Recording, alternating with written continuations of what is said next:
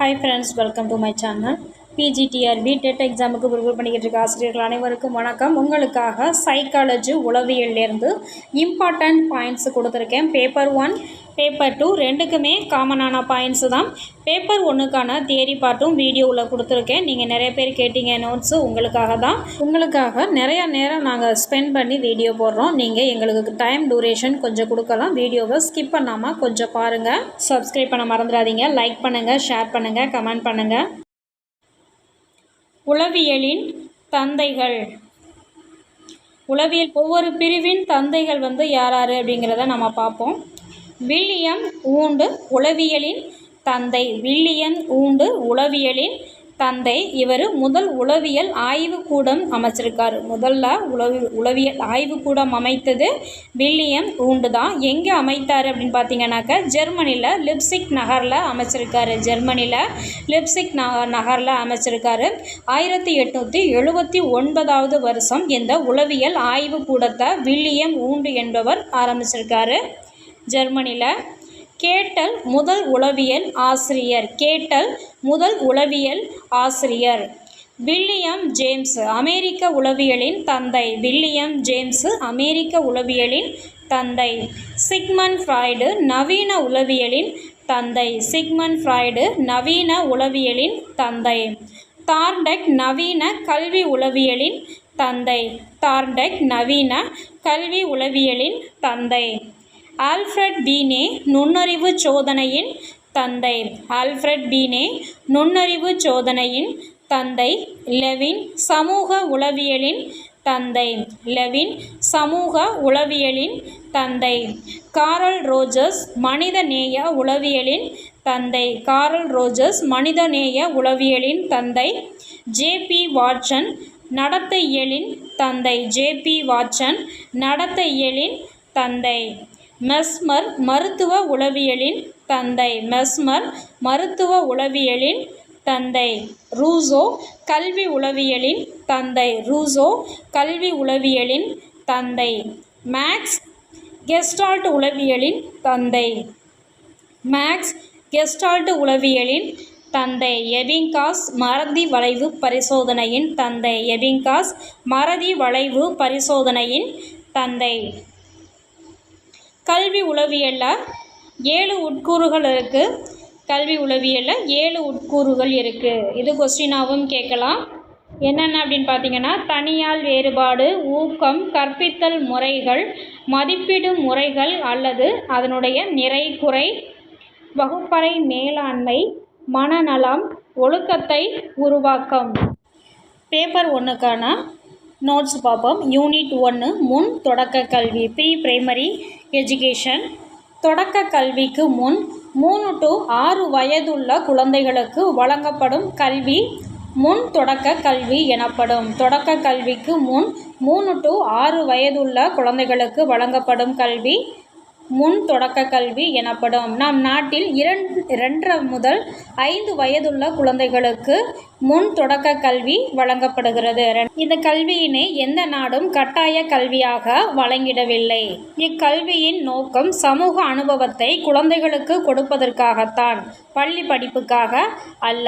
இக்கல்வி உலகில் பல வகை பள்ளிகள் மூலம் வழங்கப்படுகிறது. அவற்றில் முக்கியமானவை குழந்தைகளை பேணும் பள்ளிகள் நர்சரி ஸ்கூல், குழந்தைகள் பூங்கா கிண்டர் கார்டன், விளையாட்டு பள்ளி பிளே ஸ்கூல்.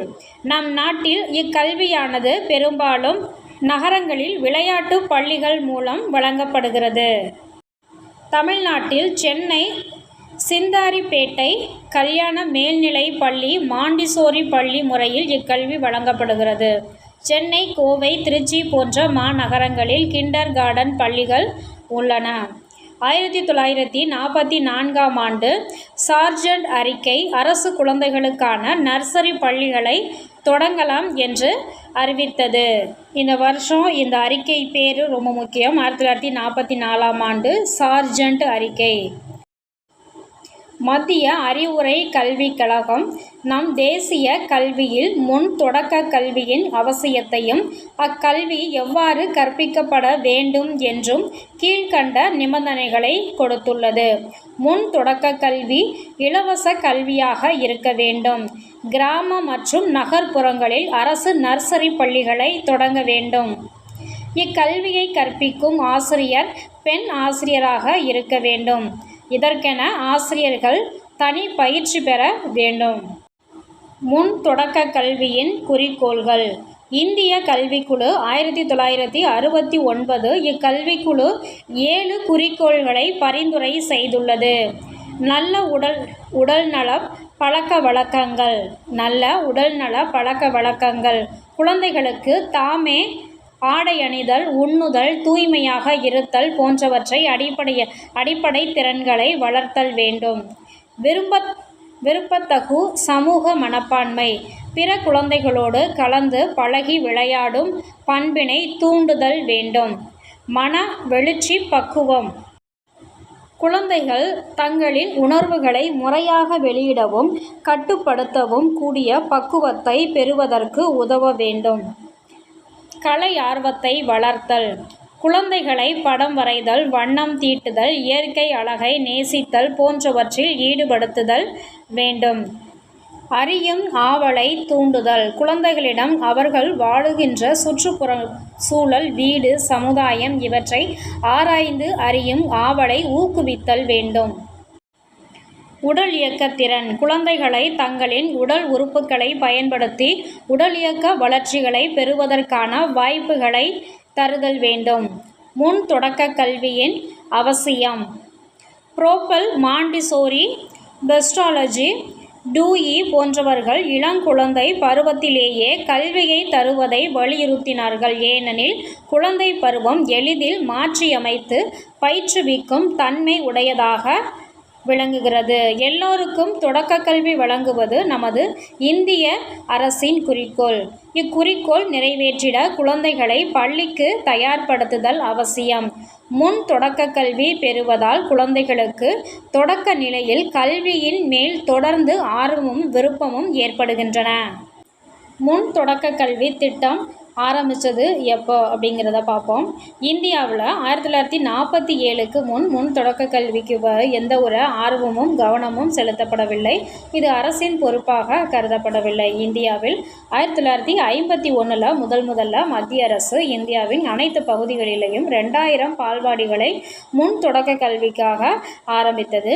தற்போது இந்தியாவில் உள்ள அனைத்து மாநிலங்களிலும் 1500 மக்கள் தொகைக்கு ஒரு பால்வாடி என்றும் அதற்கு ஒரு பெண் ஆசிரியர் மற்றும் ஒரு உதவியாளர் என்ற வகையில் அனைத்து பகுதிகளிலும் முன் தொடக்க கல்வி செயல்படுகிறது. 3 வயது முதல் 6 வயது உள்ள பருவம் குழந்தையின் வளர்ச்சி பருவம் என ஆய்வில் தெரிவிக்கின்றன. நாம் இந்திய குழந்தைகளின் பலரது வீட்டு சூழல்கள் மகிழ்ச்சியற்றதாகவும் வறுமையின் பிடியில் சிக்கி உள்ள இந்த நிலையில் வளரும் குழந்தைகளுக்கு ஆரோக்கியமான உணவு, உடல்நல கல்வியும் அந்த மாநில அரசே பல்வேறு திட்டங்கள் வழியாக அனைத்து பால்வாடிகள் மூலம் வழங்கி வருகிறது.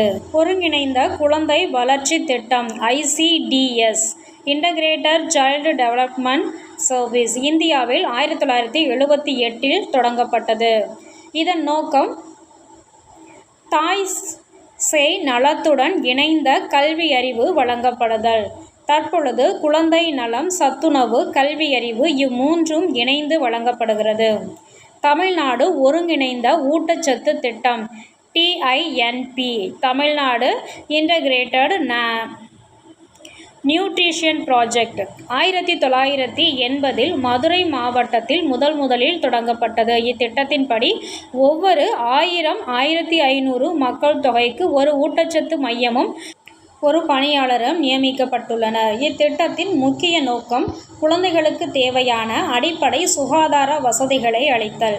இத்திட்டத்தின்படி போதிய எடை அதிகரிப்போ இல்லாத குழந்தைகளுக்கு போதிய எடை கூடுதல் வரையில் சத்து உருண்டைகள் வழங்கப்படுகிறது. முதலமைச்சரின் சத்துணவு திட்டம் chief ministers nutrition meal program. இத்திட்டத்தில் தமிழ்நாடு முன்னாள் முதலமைச்சர் அமரர் MG ராமச்சந்திரன் அவர்களால் 1982 தொடங்கப்பட்டது. இத்திட்டம் 2 வயதிலிருந்து 14 வயது வரையிலான வறுமை கோட்டிற்கு கீழுள்ள குழந்தைகளுக்கு சத்துணவு அளிக்கிறது. குழந்தை நல மையங்களான பால்வாடிகளில் 2லிருந்து 4 வயது உள்ள குழந்தைகளுக்கு சத்துணவு வழங்கப்படுகிறது. இத்திட்டம் 14 வயது வரை குழந்தைகளுக்கும் வழங்கப்படுகிறதுன்னு சொல்லியிருக்காங்க. அரிசி, பருப்பு, எண்ணெய், கீரை, காய்கறிகள் போன்றவை அடங்கிய சத்துணவு ஆண்டு முழுவதற்கும் குழந்தைகளுக்கு வழங்கப்படுகிறது. இத்திட்டத்தில் முக்கிய நோக்கம் இந்திய மருத்துவ ஆராய்ச்சிக் கழகம் பரிந்துரைத்துள்ள சத்துணவு தேவைகளை ஓரளவாவது குழந்தைகளுக்கு வழங்குதல், குழந்தைகளின் உடல் நலம், உடல் வளர்ச்சி ஆகியவற்றை மேம்படுத்துதல், பள்ளிகளில் குழந்தைகளின் முழுமையான வருகையை ஊக்கப்படுத்துதல் போன்றவையாகும். ஓகே ஃப்ரெண்ட்ஸ், இந்த வீடியோ ரொம்ப லென்த்தாக போகுது. இதனுடைய தொடர்ச்சி நெக்ஸ்ட் வீடியோவில் பார்ப்போம். உங்களுக்கு இந்த மாதிரி நோட்ஸ் வேணும் அப்படின்னாக்கா நீங்கள் கமெண்ட் பண்ணுங்கள். இல்லை உங்களுக்கு கொஸ்டினரியே வேணும் அப்படின்னாக்கா அதையும் கமெண்ட் பண்ணுங்கள். தேங்க்யூ ஃபார் வாட்சிங் ஃப்ரெண்ட்ஸ்.